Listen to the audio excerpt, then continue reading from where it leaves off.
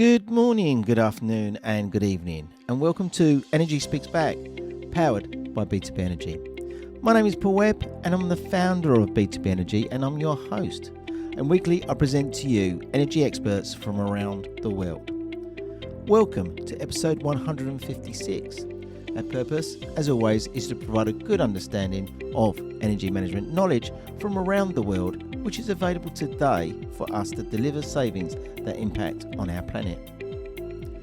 Welcome, energy enthusiasts, to another enlightening episode of Energy Speaks Back, where I delve deep into our guests' origin and their knowledge in the industry. Please engage with the comments and the poll after this podcast. Today we're featuring yet another leading technology, which features over 1,000 installations around the world, which delivers savings to our planet. Our guest today has a keen eye for energy-saving innovations in commercial kitchens. He has championed sustainable environments through smart, intelligent technologies. He delivers energy efficiency into hotel kitchen design and is aiming to deliver a sustainable practice around the world. So without any further ado, let's jump into the kitchen world with Chris Stevens. Good afternoon, Chris. How are you today? Well, thank you. How are you? I'm very good. And we're back in the city and strangely it's a beautiful day here today. It is. Sun's come out for us. Brilliant. And have you travelled far today? From Wokingham. So, right. Yeah, only 40 minutes. So, brilliant. Yeah, I had the same journey, but a little bit behind you today. Yeah, absolutely. Confusion. Yeah, no worries. So we've been talking on LinkedIn, and today we've had just a run through of your product. And bizarrely, I have been seeing your product for many years previously. So we're going to talk about the legacy of where that's come from and how long it's been in the industry. But for the benefit of the audience today, could you tell us about yourself and your background story? Yeah, so I'm Chris Stevens, the commercial manager of Quintex Systems.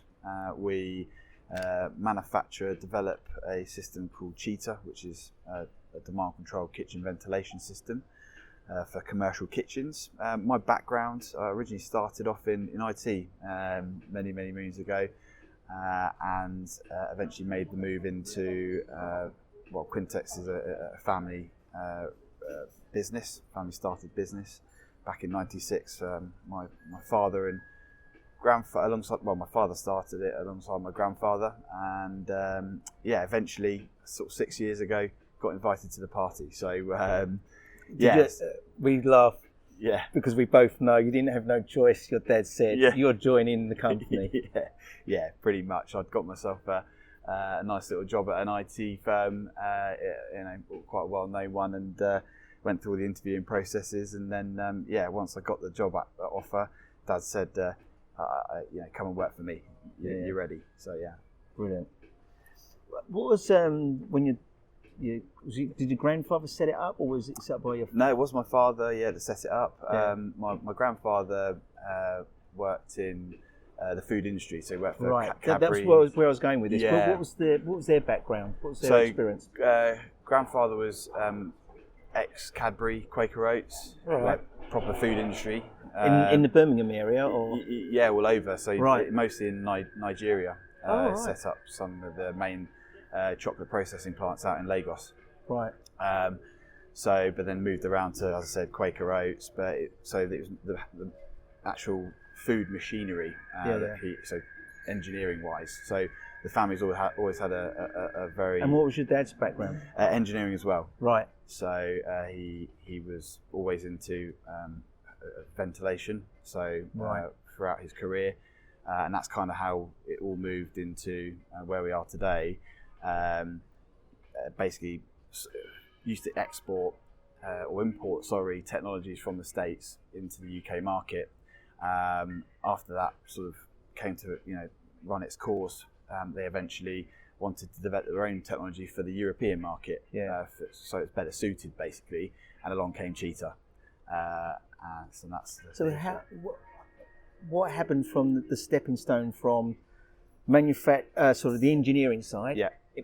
say for instance with Cadbury's, Yeah. the food, Yeah. to really coming down granular into hospitality and kitchens. Yeah, that's where I suppose my father, my dad, working in that commercial kitchen space as a engineer in the ventilation sector. Yeah. That's where it came, because he was dealing with sort of building ventilation, and then saw a technology a movement, a technology in the United States, and knew that the market was ready.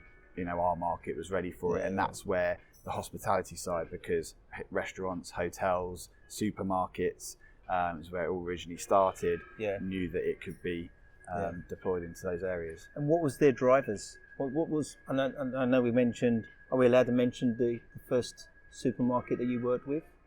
Yeah, Tesco's was Right. the. What was Tesco's driving point here? They were,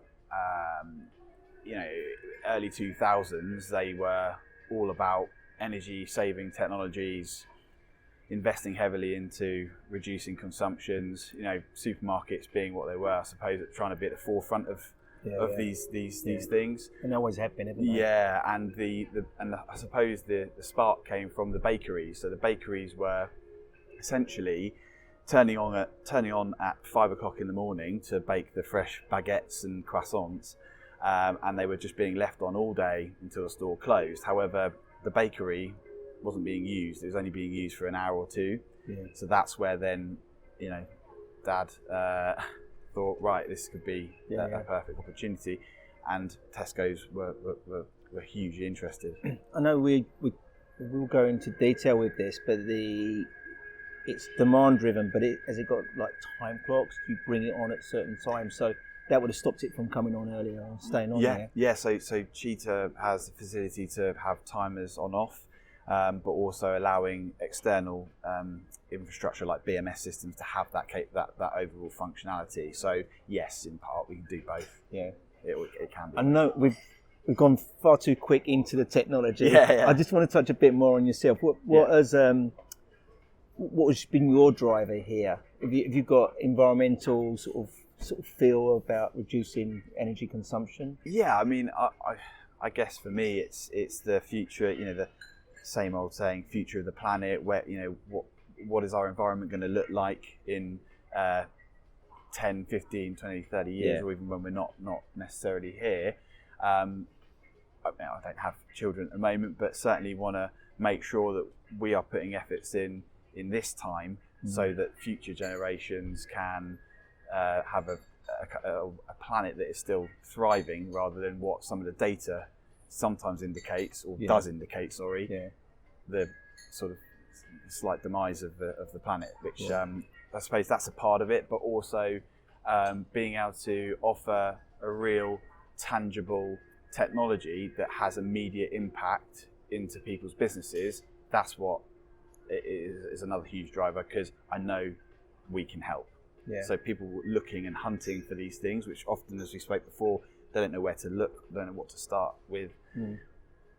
Knowing we have something really, really special is and what's your role within the organisation? So it's mostly account management, business development, project management, so overseeing, but also look after the engineering. From start to finish? Yeah, from start to finish. So looking after teams within the business, so operational and engineering teams. So bringing the project together with all the teams and sort of just having a hand in all of that, and the sort of And when we spoke earlier, you were saying that the technology can demonstrate the return on investment. Yes. How does that make you feel when you've seen this project go from start to finish, and you're then looking on that return on investment? Fantastic.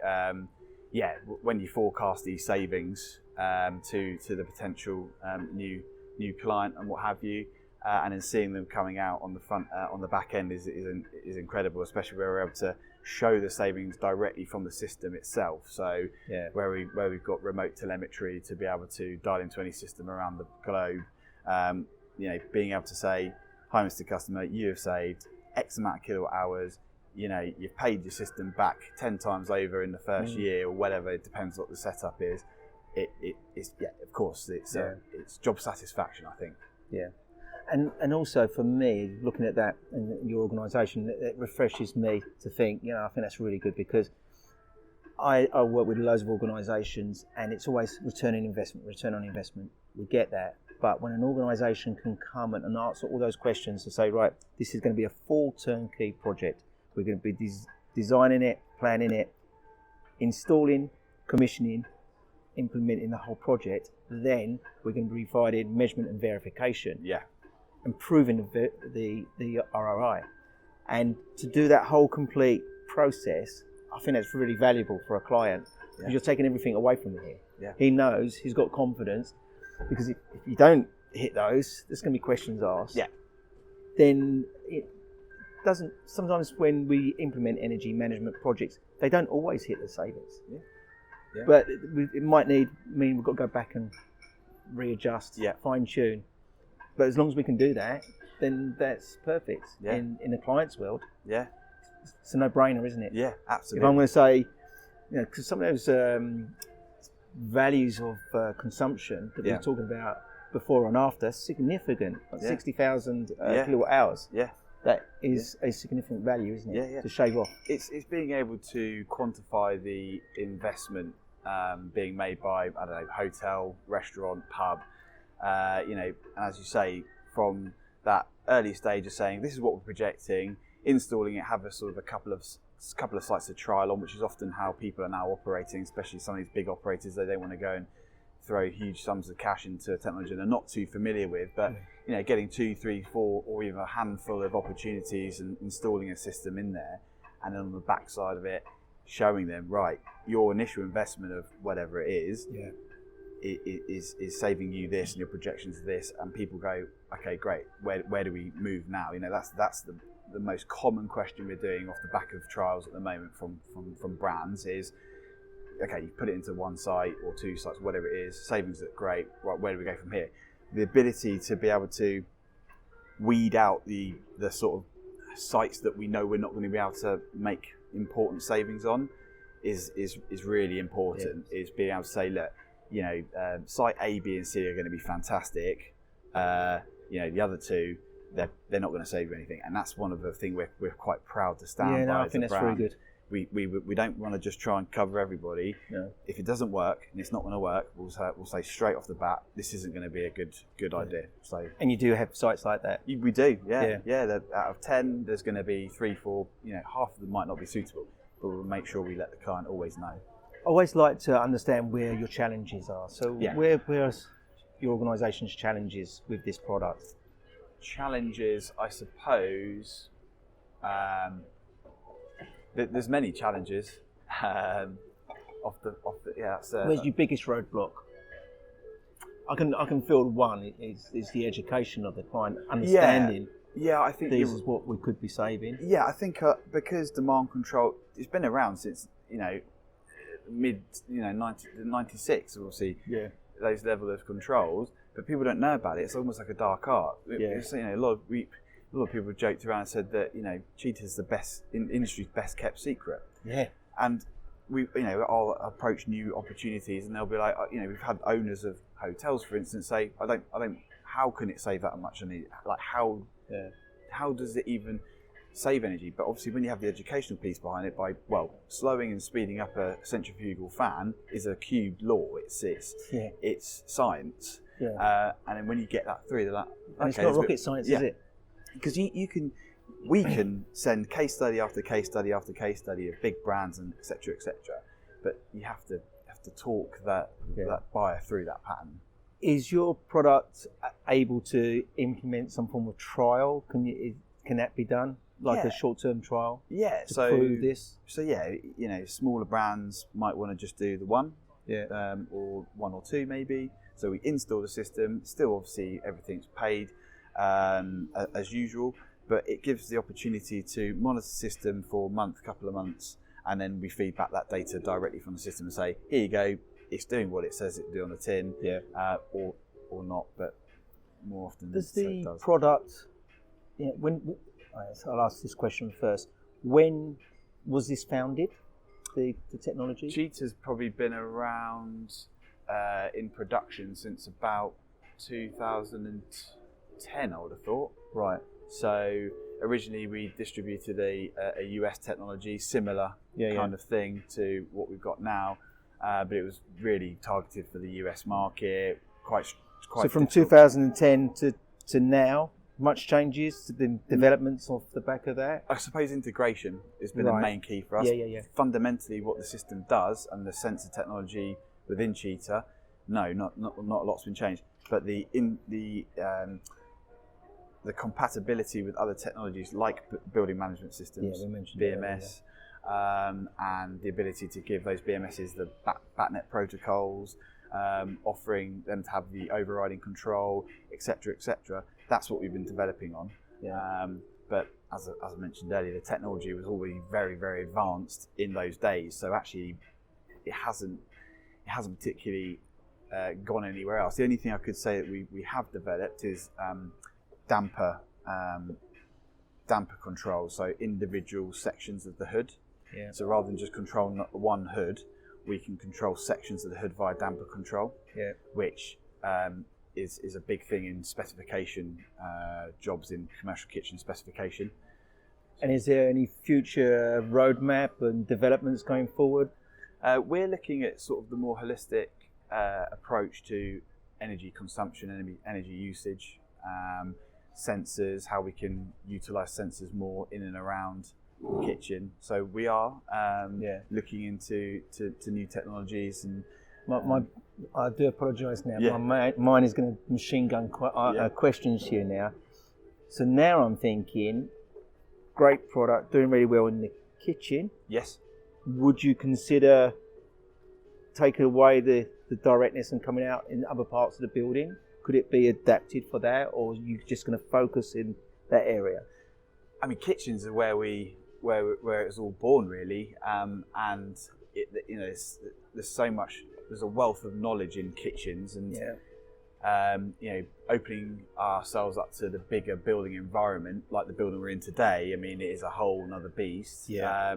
We have been asked in the past, Paul. It's quite funny that could we do scientific laboratories? So the demand for for the hazardous areas. Yeah.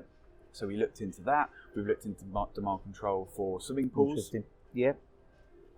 So we have explored it, but to be honest, the main driver is kitchens, because the demand is there. So, excuse the pun, the demand for demand control is in the kitchen. So, and then my next question, we're talking businesses, and most of our listeners are energy experts around the world, around kitchens, commercial kitchens. Mm-hmm. Would you consider it going back down into, say, a domestic area? Like, we can get significant size houses, can't we, nowadays? Yeah. Does it come down into the residential world or not? Straight answer, no, unfortunately, just because of the size of the kit that we are controlling. So and obviously the cost. Yeah. Even in a Surrey mansion with a very large kitchen, probably the call for the fan technology they have is probably not got that. It's not there. Yeah. But a restaurant pub or a local restaurant or something like that does. So it has got certain scalability in the commercial world. In the commercial world, it can be anything from a small pub kitchen with sort of like 1.5 kilowatt size fans, right up to large hotels that have got big 15 kilowatts or multiple kitchens. So we can scale it from little to large, basically. Yeah. And we talked about you was in Hong Kong 2 weeks before I was. Yes. Should have waited for me. I know. It would have been interesting, wouldn't it? Yeah, if we'd linked in a little bit sooner, definitely. It would have been crazy. That would have been great. And where I'm going with that is overseas. Can this product travel, basically? Yes, yeah. And you've got evidence of that. You're doing it. We're using Hong Kong. Well, yeah, we've got a main partner in Europe called Sprinks, and they distribute the technology throughout the European market. We have also done for a large dark kitchen brand, which we probably all know, won't name them, but we've done their United Arab Emirates state, so all of the Dubai sites that they have. Right.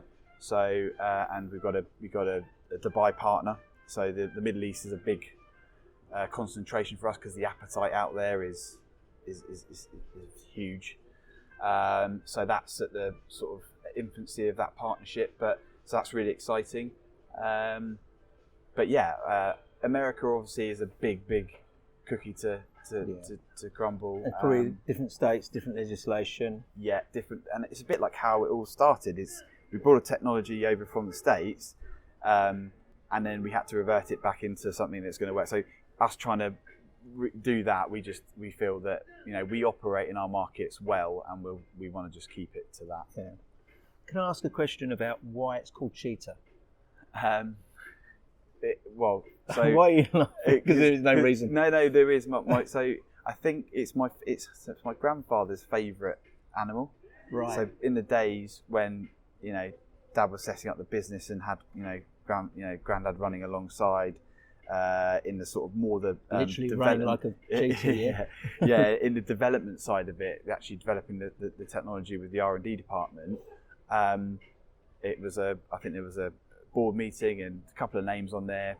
I like Cheetah. Let's go. What does everyone think? Let's go with Cheetah. Right. And then that's where it came from. Yeah. And I don't know where it's got that sort of, because of the family background of living in Lagos in Nigeria.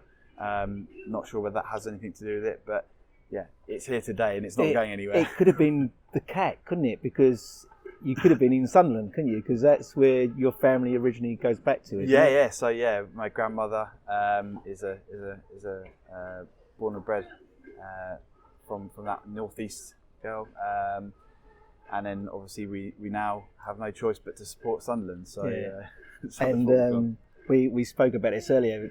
You just got an amazing northeast of the country accent.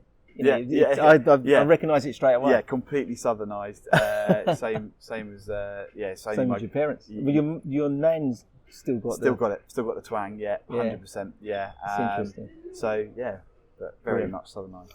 And where do you see what's the future for Cheetah going forward?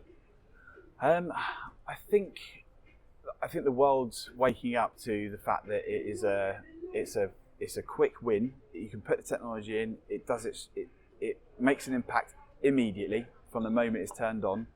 I think that demand control kitchen ventilation it's already a standard for buildings in America for ASHRAE, and I think that's going to come across the water into the UK engineering standards. So I think that will become in the next year or so. Big hotel brands that we talked about earlier that we're on the brand standards of, that will just filter through to essentially everyone will catch wind of it, and it'll be a thing. Within the last 12 months, I've surveyed probably 5 hotels. Every single hotel, like we mentioned this earlier, I like to do night audits. Yes. Me and Lee would go around there. Yeah. Get the GoPro, go walking around with our torches, don't put no lights on. Yeah. And I reckon we've probably found, out of the 5, probably 4 of them with the kitchen extract Vents still on. running.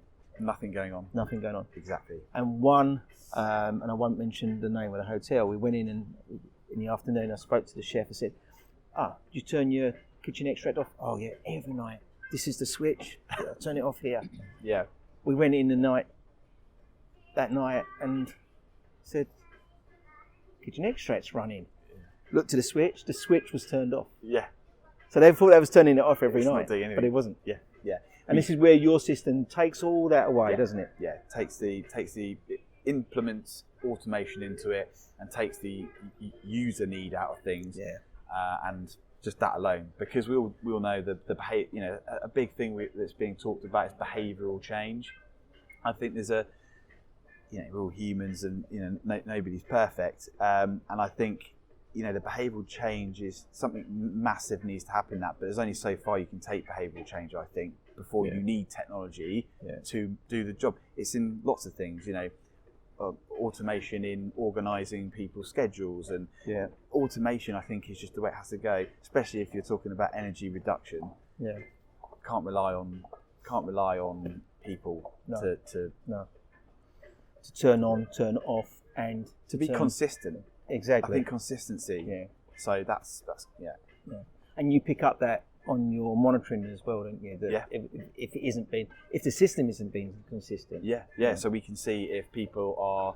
So if they want to leave their controls on how they were before Cheetah was there, we can see whether anyone's actually turning it on and off. So we can give the data we can churn from Cheetah. We can tell temperatures, we can tell energy used, times, optic responses, triggerings, all of this good stuff. So actually then you can say the data can give another layer to the brand. So the restaurant brand or hotel brand say, you know what, at 3 o'clock in the afternoon, we're not doing anything, but it looks like the temperatures are very, very high on the cook line. Why is this? And I know that data is invaluable.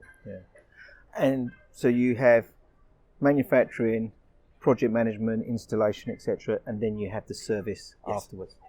Which, you know, my hat's off to you, because I think that's really important.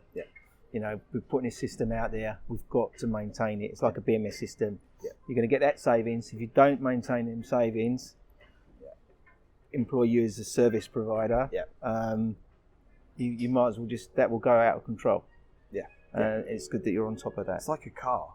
I always say when we're talking about, you know, service and maintenance, if you buy a new car and you don't maintain it every year, it's not going to last you a lifetime. But if you put it through servicing year on year, it'll last you a lifetime. Or it depends what you buy, I suppose. But so it's the same thing, you know. And we've been working we've been concentrating really heavily on our contract side of the business, because we know how important it is. 100%. So I'm going to put you on the spot. This is your first podcast. You admitted to me. Nearly everyone I interview is their first podcast. It's been exciting. I'm going to now put you on the spot, but you've listened to my podcast, so you know where I'm going with this next question. Brilliant. So is there anything you can give back to our industry and the people listening today as a takeaway? I think explore everything. I think a meeting about something is always going to be beneficial. I think there's a lot of, there certainly used to be a lot of ease with people just to dismiss things that can help them if they hadn't heard of it before, or if they hadn't been referred it before. So I think give everything an opportunity. Open-mindedness, I think, is what I'm trying to say. In what we do, be open-minded, because that's how we will become stronger, and the world will get better, and businesses will get stronger, as if you have an open-mindedness and give things a chance. That's mine. No, I totally agree with that. And there's the technologies that are coming on. There's so many innovation out there. There is, you know, we need to be looking at that, whether it's a technology or a widget. Okay, so for me, we do have widgets out there, but they will stay a widget until someone looks at it and then turns it into a technology. Absolutely. You know, and that's going to work. Yeah. And we need that sort of things. Are you being asked to do stuff for net zero going forward? Yeah, I mean, the technology is part of people's net zero plans, and I think, as I've mentioned earlier, we are probably on the quick win scale on the stage 1s, 2s, and 3s, and you know it's a put it in, start saving straight away. So we are definitely part of people's plans. Definitely big brands are putting us into their standards. You know, so I won't mention any names. Right. I'll be humbled today.